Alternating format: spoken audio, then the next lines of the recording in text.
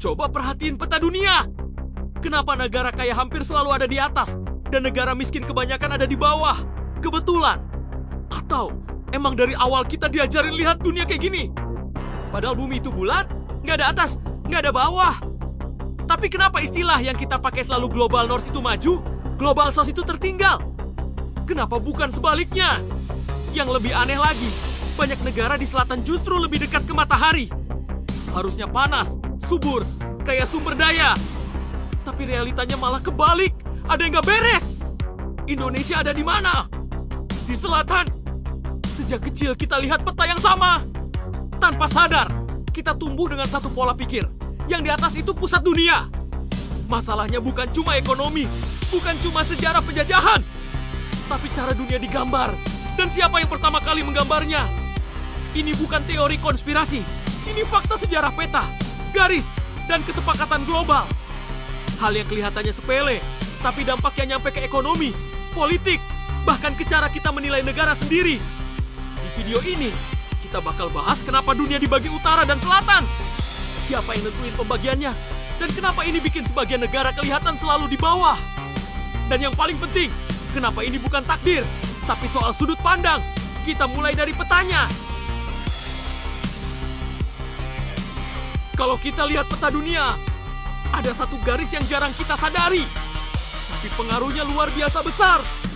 Garis ini nggak kelihatan di bumi asli, nggak bisa disentuh, nggak bisa difoto dari luar angkasa. Tapi hampir semua negara di dunia tunduk padanya.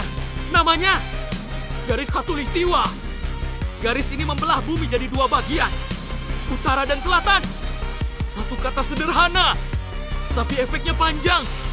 Sejak sekolah, kita diajarin negara di utara itu maju, negara di selatan itu berkembang. Pelan-pelan, tanpa sadar, peta berubah jadi penilaian. Padahal awalnya, garis ini cuma penanda posisi matahari, bukan penanda nasib negara. Khatulistiwa bukan garis keberuntungan, bukan garis kemiskinan, bukan juga garis pembatas kemampuan manusia. Tapi anehnya, di dunia modern, garis ini sering dipakai seolah menentukan segalanya. Negara di atas garis ini disebut Global North. Negara di bawahnya disebut Global South. Istilah geografis yang pelan-pelan berubah jadi istilah ekonomi dan politik. Masalahnya, banyak negara Global South justru kaya sumber daya. Hutan, tambang, laut, tanah subur, tapi tetap dicap tertinggal. Sementara itu, banyak negara Global North nggak punya alam sebanyak itu, tapi justru memegang kendali dunia. Jadi pertanyaannya, apakah garis ini memang ajaib? Atau kita yang terlalu lama percaya bahwa garis di peta lebih berkuasa daripada kenyataan? Di segmen berikutnya, kita bakal lihat dari mana cara berpikir ini berasal dan kenapa satu garis imajiner bisa mengubah cara dunia memandang selatan dan utara. Sekarang pertanyaannya berubah, bukan lagi apa itu garisnya, tapi kenapa dunia akhirnya terbelah? Awalnya, pembagian utara dan selatan itu murni geografis. Cuma soal posisi matahari, arah angin, dan musim. Tapi semuanya berubah saat manusia mulai menjelajah dunia. Abad ke-15 sampai ke-18 bangsa Eropa mulai berlayar. Mereka datang bukan cuma bawa peta, tapi juga senjata, kapal besar, dan satu hal penting, hak untuk menamai. Siapa yang menemukan, dia yang memberi nama. Siapa yang menggambar, dia yang menentukan pusat. Pelan-pelan, peta dunia versi Eropa jadi peta dunia resmi. Eropa selalu di tengah, utara selalu di atas, selatan selalu di bawah. Dan sejak saat itu, pembagian geografis mulai bergeser makna. Negara-negara di utara bukan cuma dianggap lebih jauh dari Khatulistiwa, tapi dianggap lebih maju, lebih rasional, lebih modern. Sebaliknya, negara-negara di selatan mulai dilabeli sebagai terbelakang, liar, dan perlu dibimbing. Padahal masalahnya bukan lokasi, masalahnya adalah siapa yang punya kuasa. Saat kolonialisme berjalan, negara-negara di selatan dipaksa masuk sistem ekonomi global sebagai pemasok bahan mentah. Emas, rempah, karet, minyak, sementara industri, teknologi, dan keuangan berkembang di utara. Dunia pun terbagi bukan oleh garis alam, tapi oleh rantai kekuasaan. Setelah Perang Dunia selesai dan kolonialisme runtuh di atas kertas, pembagian itu nggak benar-benar hilang. Istilahnya berubah dari penjajah dan jajahan jadi negara maju dan berkembang. Bahasanya lebih halus, maknanya tetap sama. Utara, pusat keputusan.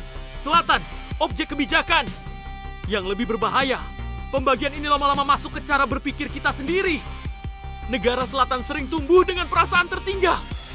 Bukan karena tak mampu, tapi karena terlalu sering dibandingkan. Dunia akhirnya terbelah bukan karena bumi memaksa, tapi karena sejarah membentuknya seperti itu. Dan selama peta yang kita pakai masih bercerita dari satu sudut pandang, pembelahan ini akan terus terasa normal. Di segmen berikutnya, kita bakal bahas satu garis lain yang kelihatannya kecil, tapi mengunci cara dunia bekerja sampai hari ini. Sekarang kita masuk ke bagian yang biasanya bikin orang kaget. Karena ini bukan teori, tapi contoh nyata yang sering kita lihat tanpa pernah kita pertanyakan. Contoh pertama, peta dunia yang kita pakai sehari-hari. Coba perhatiin ukuran negara. Greenland kelihatan hampir sebesar Afrika. Padahal kenyataannya, Afrika itu lebih dari 14 kali ukuran Greenland. Kenapa bisa begitu? Karena sebagian besar peta dunia memakai proyeksi Mercator. Peta yang dibuat abad ke- untuk membantu kapal Eropa berlayar. Proyeksi ini bikin wilayah di dekat kutub terlihat jauh lebih besar. Dan wilayah di sekitar khatulistiwa terlihat lebih kecil. Hasilnya, negara-negara di utara terlihat dominan dan besar. Negara-negara di selatan terlihat kecil dan sepele. Padahal kenyataannya tidak. Contoh kedua, istilah dunia ketiga. Istilah ini dulu bukan soal miskin atau kaya, tapi soal posisi politik saat Perang Dingin. Blok Barat, Blok Timur, dan negara yang tidak ikut dua-duanya. Tapi lama-kelamaan, dunia ketiga berubah makna. Jadi identik dengan miskin, tertinggal, dan bermasalah. Padahal banyak negara yang dilabeli itu punya budaya, sumber daya, dan potensi luar biasa. Contoh ketiga, arah peta. Kenapa utara selalu di atas? Kenapa bukan selatan? Jawabannya simpel. Karena yang bikin peta dulu kebanyakan dari belahan utara. Padahal kalau peta dibalik, bumi tetap sama. Gravitasi nggak berubah, negara nggak jatuh. Tapi efek psikologisnya besar saat utara selalu di atas. Tanpa sadar, kita mengaitkan atas dengan lebih baik, lebih tinggi, lebih penting. Dan bawah dengan sebaliknya. Contoh keempat, jalur perdagangan global. Sebagian besar jalur dagang dunia menguntungkan negara di utara. Pelabuhan utama, pusat keuangan, dan perusahaan besar berada di sana. Sementara banyak negara selatan masih berperan sebagai penyedia bahan mentah. Bukan karena mereka tak mampu naik kelas, tapi karena sistemnya sudah lama terkunci. Semua contoh ini nunjukin satu hal, peta bukan cuma alat penunjuk arah. Peta adalah cerita, dan cerita itu membentuk cara kita berpikir. Kalau sejak awal ceritanya timpang, maka dunia akan terasa timpang. Di segmen berikutnya, kita bakal bahas pertanyaan penting, apakah pembagian ini bisa diubah? Atau kita cuma bisa menerimanya begitu saja? Sekarang pertanyaannya bukan lagi soal sejarah, tapi apa dampaknya hari ini? Karena garis dan peta itu bukan cuma cerita masa lalu. Efeknya masih kita rasakan sampai sekarang. Dampak pertama, cara dunia menilai negara. Saat sebuah negara disebut dari Global South, yang langsung muncul di kepala banyak orang adalah miskin, bermasalah, butuh bantuan. Padahal kenyataannya jauh lebih kompleks. Banyak negara di selatan punya pertumbuhan ekonomi tinggi, teknologi berkembang, dan populasi muda yang produktif. Tapi label itu terlanjur melekat. Dampak kedua, arah investasi dan kepercayaan. Investor global cenderung melihat utara sebagai tempat yang aman dan stabil. Selatan dianggap berisiko, meski datanya sering gak selalu mendukung anggapan itu. Akibatnya, negara selatan harus bekerja 2 kali lebih keras untuk mendapat kepercayaan yang sama. Dampak ketiga, kebijakan global. Banyak keputusan dunia dibuat oleh negara-negara utara. Aturan perdagangan, utang internasional, bahkan standar pembangunan. Negara selatan sering berada di posisi penerima, bukan penentu. Dan yang paling halus tapi berbahaya, dampak ke mentalitas. Negara yang terlalu lama disebut tertinggal bisa mulai percaya pada label itu. Masyarakatnya tumbuh dengan perasaan harus mengejar, bukan memimpin. Padahal potensi ada di mana-mana. Indonesia contohnya, kita berada di selatan. Tapi kita juga berada di jalur perdagangan dunia. Punya bonus demografi, punya sumber daya dan pasar besar.